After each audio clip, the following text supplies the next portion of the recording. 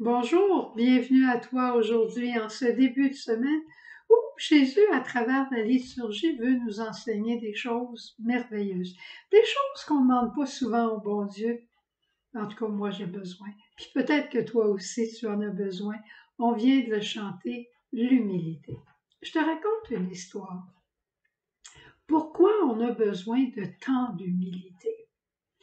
C'est l'histoire d'une dame qui avait beaucoup de difficultés avec son patron. Jamais il la félicitait, jamais un compliment, jamais un encouragement. Elle était rendue à bout de patience et à bout de force émotive, je dirais. Elle se demandait si elle ne devait pas quitter son travail. Et voilà qu'on lui dit, ben, si tu priais pour lui, peut-être que ça changerait les choses. Elle dit, c'est juste ça que j'ai pas fait. Alors elle prie pour lui, et voilà que dans les jours qui ont suivi, les semaines qui ont suivi, son propre cœur a changé. Elle s'est attachée encore plus à Jésus et au soutien de Jésus. Et, merveille, elle a vu que son patron commençait lui-même à changer. C'est extraordinaire de cette prière de pauvre qui est toujours écoutée par le Seigneur. Demander à Dieu de réaliser l'impossible. Et la spécialiste de ça, c'est la Vierge Marie. Aussi bien de savoir, c'est à elle que l'ange dit, rien n'est impossible à Dieu. Elle a pris ça au sérieux, elle en a vécu, et encore aujourd'hui, Marie est, je dirais, la médiatrice de toute grâce, celle qui intercède sans cesse pour nous dans les situations les plus impossibles qu'on puisse connaître. N'est-ce pas notre Saint-Père le Pape, notre Pape François actuel, qui nous disait de beaucoup prier pour les gouvernants, que c'était une responsabilité, puis que si on ne priait pas même, à un moment donné, il faudrait demander pardon au bon Dieu de ne pas avoir soutenu nos gouvernants.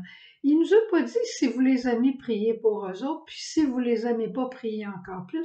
Il n'a rien dit tout ça. Il a dit priez pour ceux qui ont la tâche de gouverner.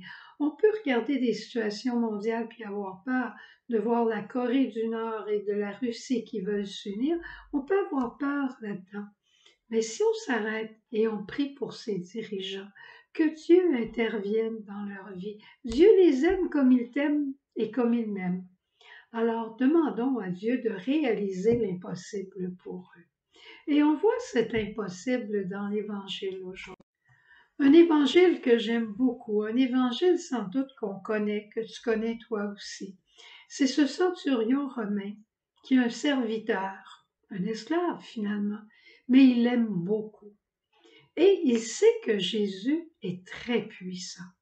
Il connaît la réputation de Jésus. Alors, il va dire à des Juifs notables, allez donc demander à Jésus qu'il fasse quelque chose, pas pour moi, mais pour mon serviteur qui est très malade. Et les Juifs sont allés auprès de Jésus intercéder et ils disaient à Jésus, il est bon pour nous, cet homme-là. Même si c'est un Romain, il nous a aidés à bâtir notre synagogue. Jésus a été impressionné et il a dit, je vais aller moi-même le guérir. Alors il est parti avec les Juifs, mais comme le centurion le voyait arriver, il a dit, je suis pas digne que tu rentres chez moi, mais dis seulement une parole et je sais que mon serviteur sera guéri. C'est extraordinaire. Je suis pas digne que tu rentres chez moi, Seigneur. Cette parole, on l'a dit à la messe au moment de l'Eucharistie. Est-ce qu'on réalise toujours? Moi, je ne réalise pas toujours ce que je dis, mais pourtant, c'est vrai, je ne suis pas digne que Jésus vienne en moi. Mon cœur n'est jamais pleinement pur pour accueillir Jésus. Et des fois même, je peux être complètement distraite. Mais combien Jésus, doux et humble de cœur, nous veut semblables à lui. Je réalisais dernièrement que pour vivre la miséricorde, on a besoin de beaucoup d'humilité. Beaucoup d'humilité parce qu'en vérité, on n'est que des serviteurs des uns des autres. Et je te raconte quelque chose qui est vraiment pas à mon avantage, mais je te le raconte, peut-être que ça pourra t'aider. Sinon, tu seras pris à prier pour moi. Il n'y a pas très longtemps, tu sais où je travaille, je suis dans mon infirmerie, j'étais pharmacienne avant et j'aime les choses bien en ordre, bien propres, que rien ne traîne. Eh bien, il y a toujours quelqu'un qui m'apporte quelque chose, qui laisse à tel endroit, une bouteille de sirop qui me revient un peu collée, une boîte qui me revient presque vide, des portes qui sont ouvertes dans l'infirmerie. Bon, toutes ces choses-là qu'on voit dans nos propres familles, hein, des choses qui ne se passent pas exactement comme on voudrait dans notre département.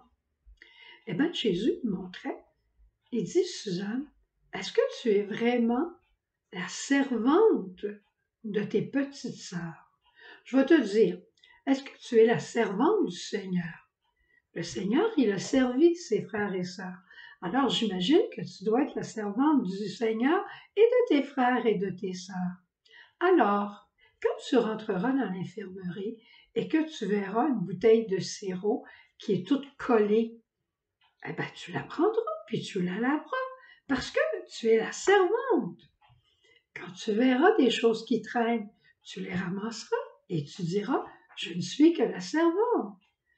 L'appareil à pression à un endroit, mais il est pris, utilisé et remis à un autre endroit. C'est pas grave, tu dis absolument rien, tu le replaces à sa place parce que tu n'es que la servante. Eh bien, je vais te dire une chose, ça fonctionne. Ça fonctionne. Depuis quelque temps, j'entre à l'infirmerie, j'arrive, et puis il y a des choses qui sont déplacées comme normalement. Eh bien, je dis, je suis la servante. Alors, je vais rendre, j'ai les choses à ce que je trouve être leur place. Tu vois, l'humilité, ça nous aide à nous taire, à ressembler un petit peu plus à Jésus. Ah, moi, le lavement des pieds, je trouve ça extraordinaire. Mais le vivre, c'est une autre histoire. Alors, on demande au Seigneur de nous donner cette humilité. On prie souvent le bon Dieu, on lui demande beaucoup de choses. As-tu prié souvent pour avoir l'humilité? En tout cas, pour moi, certainement pas assez. Alors Jésus, par le cœur de Marie, j'ai te demander pour chacun de nous aujourd'hui cette humilité qui nous permet de nous laver les pieds les uns les autres, de nous servir dans la joie, dans le silence et sans jamais maugréer. Au revoir, bonne journée, à demain. Jésus,